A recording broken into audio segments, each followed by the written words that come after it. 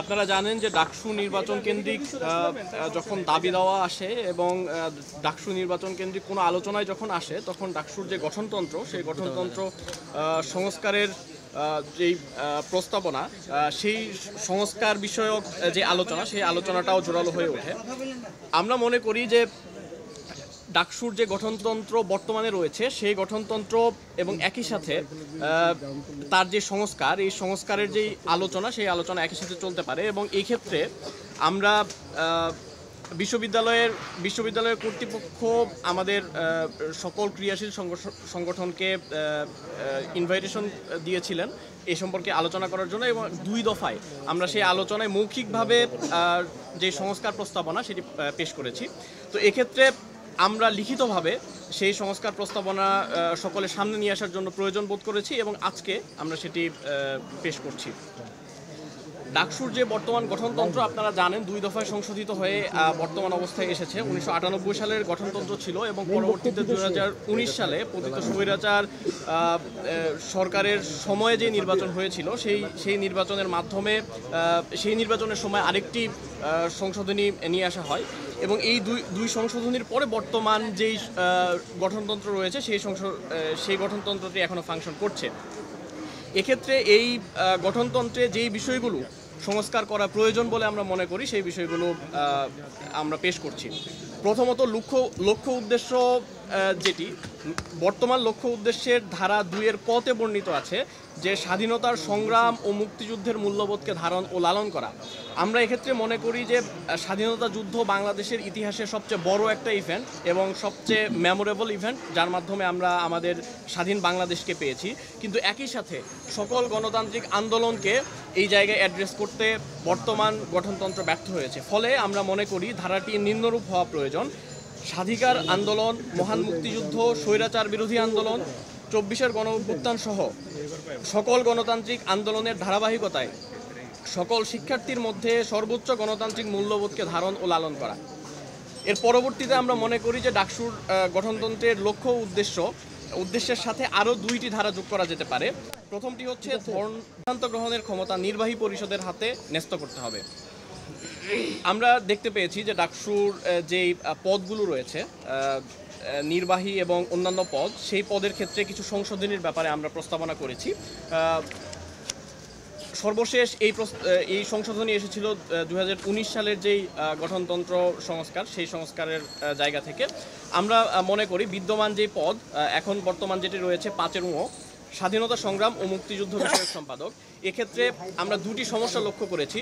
ব্যক্তির ক্ষেত্রে যে জোর প্রদান, অর্থাৎ এখানে বলা হয়েছে জাতির পিতা বঙ্গবন্ধু শেখ মুজিবুর রহমানের দর্শন ও আদর্শের প্রচার করা, এটি হচ্ছে ডাকসুর যে একজন সদস্য তার একজন কাজ হবে, একটি কাজ হবে স্বাধীনতা সংগ্রাম এবং মুক্তিযুদ্ধ বিষয়ক সম্পাদকের কাজ হবে জাতির পিতা বঙ্গবন্ধু শেখ মুজিবুর রহমানের দর্শন এবং আদর্শের প্রচার করা। আমরা মনে করি ব্যক্তি নির্ভরতা থেকে সরে এসে মতাদর্শগত যে প্রচার সেই প্রচারই মূল উদ্দেশ্য হওয়া উচিত। মুক্তিযুদ্ধের যে সঠিক আদর্শ সেই সঠিক আদর্শের প্রচারই এই সম্পাদকের কাজ হওয়া উচিত এবং একই সাথে বাঙালি জাতীয়তাবাদের যেই প্রশ্ন এখানে অ্যাড্রেস করা আছে, অর্থাৎ বাঙালি জাতীয়তাবাদের প্রচার এবং প্রসারের যেই দায়িত্ব দেওয়া আছে, আমরা মনে করি সেই 2 জায়গায় পরিবর্তন এনে এই স্বাধীনতা সংগ্রাম এবং মুক্তিযুদ্ধ বিষয়ক সম্পাদকের যে কাজ সেই কাজটি এমন হওয়া উচিত ব্রিটিশ বিরোধী আন্দোলন থেকে শুরু করে ভাষা আন্দোলন, মুক্তিযুদ্ধ, স্বৈরাচার বিরোধী আন্দোলন, নিরাপদ সড়ক আন্দোলন ও জুলাই এর গণ অভ্যুত্থান সহ সকল গণতান্ত্রিক আন্দোলনের স্পিরিটকে ধারণ করে দেশের সার্বভৌমত্বের সুরক্ষা, মৌলিক মানবাধিকার, গণতান্ত্রিক মূল্যবোধ, পারস্পরিক সম্প্রীতি ও বাংলাদেশি জাতীয়তাবাদের প্রসারে গুরুত্বপূর্ণ ভূমিকা পালন করবে। এছাড়া বিদ্যমান পদ 5-এর 6-তে বলা আছে কমন রুম এবং ক্যাফেটেরিয়া বিষয়ক সম্পাদক। এক্ষেত্রে কাজের ক্ষেত্রে বলা আছে যে কমন রুম এবং ক্যাফেটেরিয়া বিষয়ক সম্পাদক ইনডোর গেমস এবং ইনডোর গেমস রুমের তত্ত্বাবধান করবেন এবং এটি বাস্তবায়নের ক্ষেত্রে কাজ করবেন। এক্ষেত্রে আমরা মনে করি যে 2টি স্বতন্ত্র পদ সৃষ্টি করা যেতে পারে, পাঠাগার, পাঠকক্ষ এবং কমন রুম বিষয়ক সম্পাদক। যেহেতু প্রতিটি হলে এবং বিভিন্ন ফ্যাকাল্টিতে পাঠাগার এবং পাঠকক্ষের ব্যবস্থা আছে, সুতরাং এই বিষয়টির দিকে নজর রাখার জন্য পাঠাগার, পাঠকক্ষ এবং কমন রুম বিষয়ক সম্পাদকের প্রয়োজন আছে এবং ক্যাফেটেরিয়া এবং ক্যান্টিন বিষয়ক সম্পাদক। এই 2টি পদ সৃষ্টির মাধ্যমে এই বিষয়গুলোকে সুচারুভাবে বাস্তবায়ন করা সম্ভব। এবং আমরা মনে করি যে বর্তমান কাঠামোতে 5-এর ঝ এবং 5-এর ইয়তে স্পষ্টভাবে বর্ণনা করা আছে সাহিত্য সম্পাদক এবং সাংস্কৃতিক সম্পাদক দুটি স্বতন্ত্র পদ। এক্ষেত্রে আমরা মনে করি যেহেতু কাজের সামঞ্জস্যতা রয়েছে, ফলে সাংস্কৃতিক বিষয়ক সম্পাদক এবং সাহিত্য সম্পাদক এই দুইটি পদকে একসাথে মার্জ করে সাহিত্য ও সংস্কৃতি বিষয়ক সম্পাদক হিসেবে একীভূত করা যেতে পারে। এক্ষেত্রে আমরা সময়ের চাহিদার আলোকে দুটি নতুন পদ সৃষ্টি করার জন্য প্রস্তাবনা পেশ করছি। একটি হচ্ছে নারী ও সমতা বিষয়ক সম্পাদক এবং দ্বিতীয়টি হচ্ছে ধর্ম ও সম্প্রীতি বিষয়ক সম্পাদক। বিদ্যমান গঠনতন্ত্রতে পরবর্তী নির্বাচন অর্থাৎ একটি নির্বাচন হওয়ার পরে কার্যক্ষমতা যখন নির্বাহী পরিষদ গ্রহণ করে, এর পরবর্তী যেই নির্বাচন সেই নির্বাচন কবে হবে এই বিষয়ে বর্তমান যেই গঠনতন্ত্র সেখানে স্পষ্টভাবে বলা আছে যে 365 দিন এই নির্বাহী পরিষদের কার্যকাল হবে এবং এই 365 দিন পর 90 দিনের ভেতরে 365 দিন থেকে শুরু করে এর পরবর্তী সময় থেকে শুরু করে 90 দিনের ভেতরের একটা সময়ে পরবর্তী নির্বাচন নিশ্চিত করতে হবে। কিন্তু এই বিষয়ে স্পেসিফিকভাবে কোনো ধরনের কোনো গাইডলাইন দেওয়া হয়নি। সে কারণে আমরা মনে করি যে আমাদের প্রস্তাবনা হচ্ছে যে সংসদে মেয়াদ শেষ হওয়ার 30 দিনের মধ্যে নির্বাচন কমিশন গঠন করতে হবে।